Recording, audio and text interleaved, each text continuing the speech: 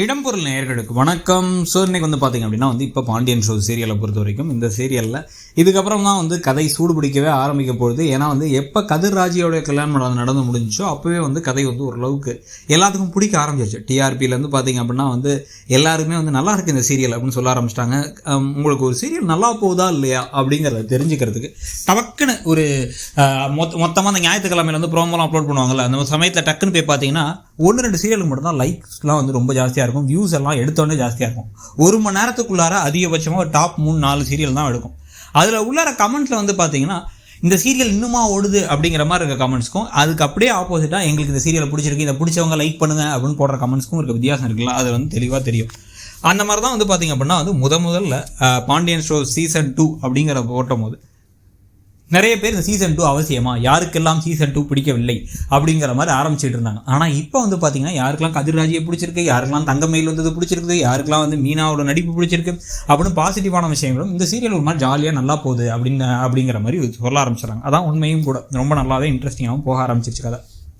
இப்போ அடுத்த கட்டமாக தங்கமயில் அண்ட் இவருடைய சரவணனுடைய திருமண நிச்சயதார்த்தம் நடக்க போகுது. என்கேஜ்மெண்ட் ஃபங்க்ஷன் ஃபோட்டோஸ் எல்லாம் வந்துருச்சு. அதை வீட்லேயே வச்சு தான் பண்ண போகிறாங்க. என்ன இங்கேயும் பெருசாக சொந்தக்காரங்க வரல அப்படிங்கிற கேள்வி அங்கேயும் வரப்போகுது. ஏன்னா சொந்தக்காரங்க நிறைய இருக்கணும், சொந்தக்காரங்க நிறைய இருக்கணும் தான் திருப்பி பாண்டியன் சொல்லிட்டு இருந்தார். ஆனால் அங்கேயே பெருசாக யாரும் வராமல் இருக்க போகிறாங்க, சின்ன லெவலில் தான் எல்லாம் இருக்க போகிறாங்க. ஆனால் அதை எப்படியோ பேசி சமாளித்து சொந்தக்காரங்க ஊரில் இருக்காங்க, கொஞ்சம் பேர் தான் வந்தாங்க அப்படி இப்படின்னு ஏதோ சமாளிக்க போகிறாங்க. ஆனால் இப்போவும் மீனாவுடைய சந்தேகமும் கதிரோடைய சந்தேகமும் அதிகமாக போகுது.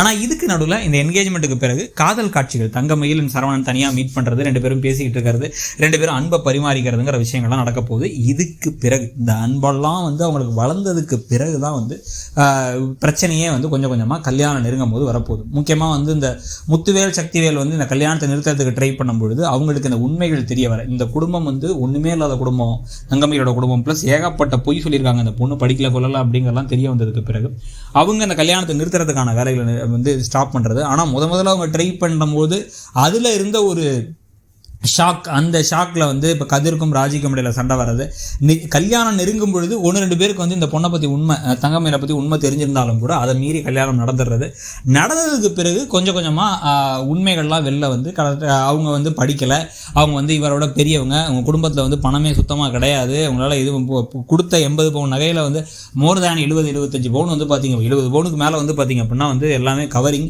அப்படின்னு ஒன்று தெரிய வர பிரச்சனைக்கு மேலே பிரச்சனை வரப்போகுது. ஆனால் அதை மீறி இந்த குடும்பம் எல்லாத்தையும் ஏற்றுப்பாங்க. ஆனால் அதுக்கப்புறம் அந்த சரவணனுக்கும் தங்கமயிலுக்கும் இடையில ஒரு விரிசல் வர்றது, சரவணன் தங்கமயில டக்குன்னு வெறுத்து அமைதியாக இருந்துறது, இப்படி இவ்வளோ பொய் சொல்லி எனக்கு கல்யாணம் பண்ணியிருக்கே அப்படின்ட்டு அப்புறம் அவங்களுக்குள்ள ஒரு காதல் மலர்றதுன்னு சொல்லிட்டு கதை போகுது. ஸோ ட்ராக்லாம் போகிறத பற்றி உங்களுடைய கருத்து என்ன, அந்த சீரியல் எப்படி போகுதுன்னு நினைக்கிறீங்கிறத கமெண்ட் செக்ஷனில் சொல்லுங்கள். தேங்க்ஸ். இடம்பொருள் நேயர்களுக்கு வணக்கம்.